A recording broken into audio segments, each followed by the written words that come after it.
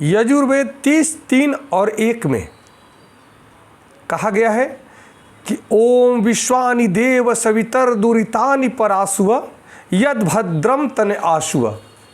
अर्थात ये भगवान से प्रार्थना किया जाता है कि हे सत्य स्वरूप, हे विज्ञानमय, हे सदानंद स्वरूप, हे अनंत सामर्थ्य युक्त, हे परम कृपालु, हे अनंत विद्यामय, हे विज्ञान विद्याप्रद, हे परमेश्वर, आप सूर्य आदि सब जगत का और विद्या का प्रकाश करने वाले हैं तथा सब आनंदों के देने वाले हैं।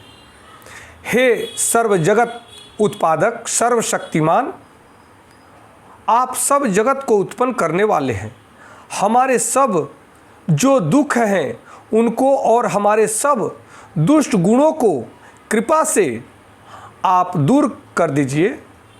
अर्थात हमसे उनको और हमको उनसे सदा दूर रखिए। और जो सब दुखों से रहित कल्याण है, जो कि सब सुखों से युक्त भोग है, उसको हमारे लिए सब दिनों में प्राप्त कीजिए। अर्थात उसे हम सबको प्रदान कीजिए।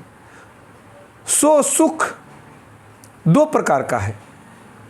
एक जो सत्य विद्या की प्राप्ति में अभ्युदय अर्थात चक्रवर्ती राज्य, इष्ट मित्र, धन, पुत्र, स्त्री और शरीर से अत्यंत उत्तम सुख का होना, और दूसरा जो निश्रेयस सुख है कि जिसको मोक्ष कहते हैं और जिसमें ये दोनों सुख होते हैं, उसी को भद्र कहते हैं।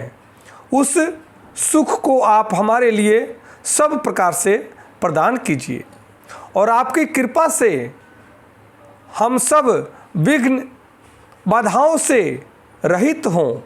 हमारे जीवन में विघ्न बाधाएं आपकी कृपा से दूर रहें कि जिससे इस वेद भाष्य के करने का हमारा अनुष्ठान सुखपूर्वक पूरा हो।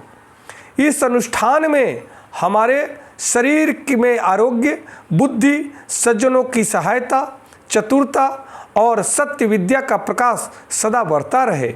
इस भद्र स्वरूप सुख को आप अपनी सामर्थ्य से ही हम सबको दे सकते हैं और हमें दीजिए।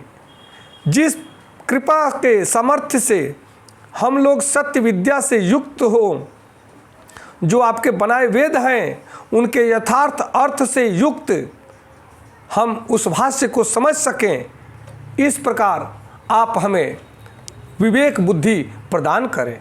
नमस्कार, धन्यवाद। जय श्री कृष्ण।